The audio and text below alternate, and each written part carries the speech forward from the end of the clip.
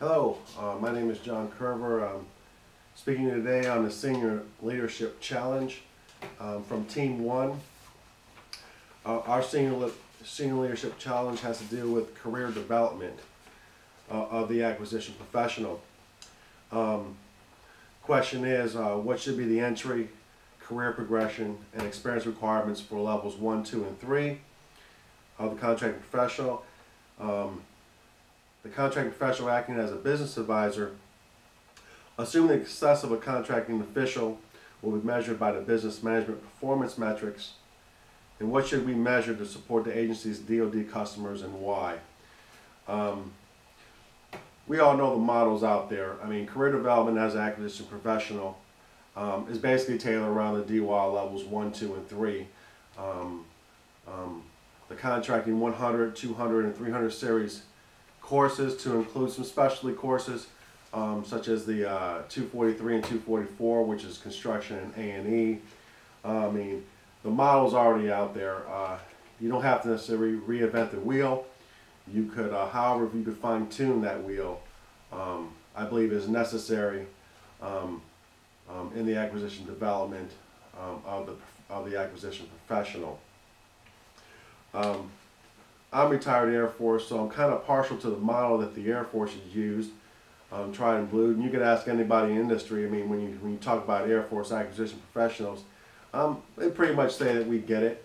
We start as babies in this acquisition. It means it is a career path in the Air Force, unlike the other services.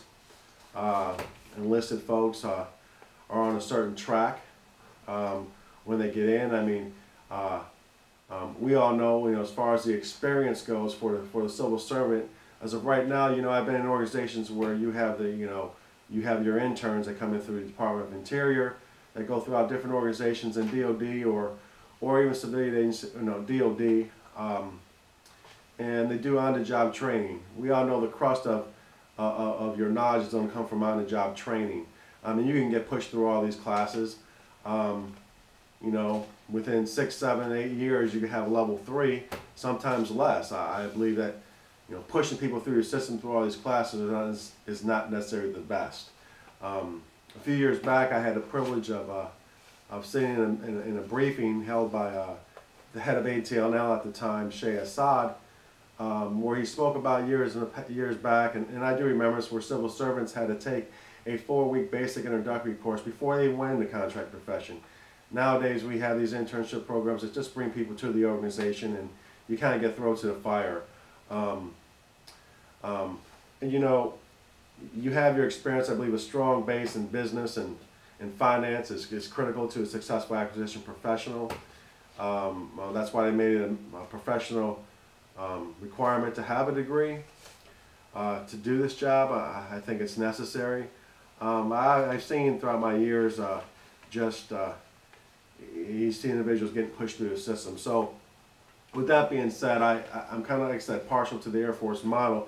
What the Air Force does is, after your basic introductory course through technical school, you come right in. The Air Force have what they call an OJT level certification program, where you have, for the enlisted corps that is, you have levels 3, 5, 7, and 9.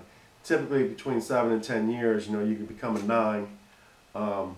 Sometimes longer, but what the Air Force has done inside their agencies is develop an OJT training record. And the civil service departments, the organizations within DoD, they have training programs. They're supposed to have training programs, but a lot of times you see when you come in these places, the ink is very wet. In other words, it's not actively done. They kind of throw each individual to help you train, that train you, and sometimes the individuals just have a lot of experience to train you. I think it could be brushed up. I think it could be, like I said, fine-tuned, like I said in the beginning, with things such as developing a checklist that you want inside your agency for the individual to learn. The model could be set up in addition to the courses. Well, you learned how to do a DNF. You heard about a JNA, fair and reasonable pricing. Well, the agencies, when they get these individuals in, should develop internal checklists. Okay, now write one. What goes into writing one?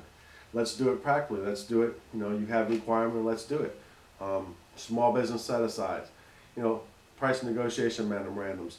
Those should all be on interagency checklists, like an OJT, like the Air Force does, going through certain sections.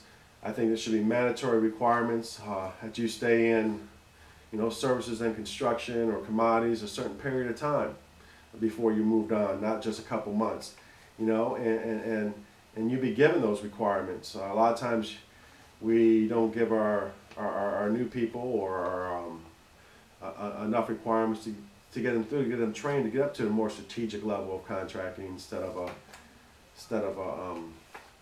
a tactical type level, what I call worker bee, what I call a trench worker.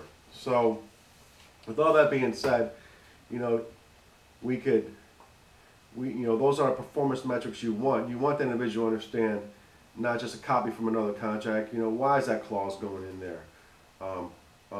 How do you think you decide on what contract type to use?